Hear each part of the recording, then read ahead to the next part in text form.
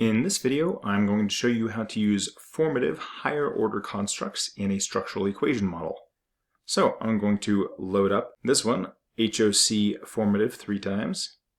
It loads the data and the files, and then open up the structural modeling, and we have 3 files or 3 models in here. So the first model, we have 2 second order formative endogenous constructs. So they are the dependent variables. They have these 2 variables predicting them. And then in the second model, we have a formative higher order construct being predicted and a reflective higher order construct being predicted. I've hidden the measurement model on this side, but this is what it looks like. And then in the third model, we have a formative higher order construct being a covariate with a regular first order reflective construct, and then a reflective second order construct as the dependent variable. So we have these in all sorts of positions. And as you can see, each one has run just fine. You can see the estimates right on there. And so what happens in the background is a multi-stage approach. We collapse these indicators into a latent variable score for each of the latent reflective factors. And then we create a new model that is a formative first order composite construct for this higher order formative construct. And then we run the model with that. These also produce the results you would expect.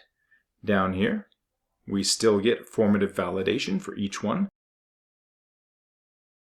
and all other things as expected. Now you may be wondering, are we using a PLS approach when we have formative higher order constructs? And the answer is no. We are still using a covariance-based SEM approach. So how do you build a second order formative higher order construct? Well, let's do it real quick. Let me add a new one. And I'll just rebuild this burnout from customers. Just going to erase these. So what we can do is pull out the items for this construct, but do it in pairs or in dimensions in this case. We happen to have these in pairs right here. You can see BM5 and 6 go together, BM4 and 5 go together, and BM1 and 2 go together. It's the same with BC.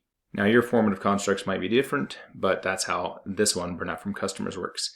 So I'm going to select these, and then I'm going to deselect the ones I don't want to start with, and then pull out the next ones, deselect the ones I don't need, pull those out, and then pull out the remaining 2.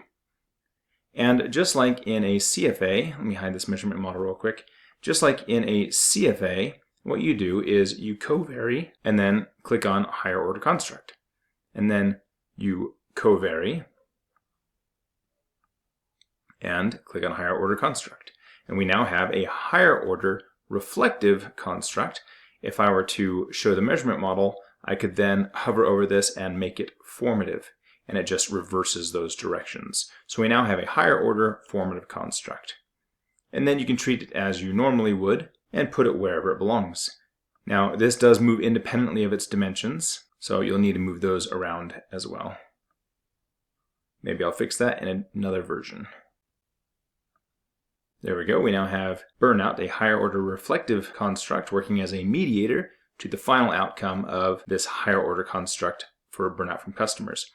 If you want to rename it, you just click on the name and you can call this burn C or something like that. And you run it as usual. And when it's done running, you have your estimates up here. And we can see there will even be indirect effects with burn C as the outcome, and it looks like we actually have significant indirect effects here. That's pretty cool. And formative validation. And path estimates as usual. And you can even click on these to plot them. Well, I hope you find that useful.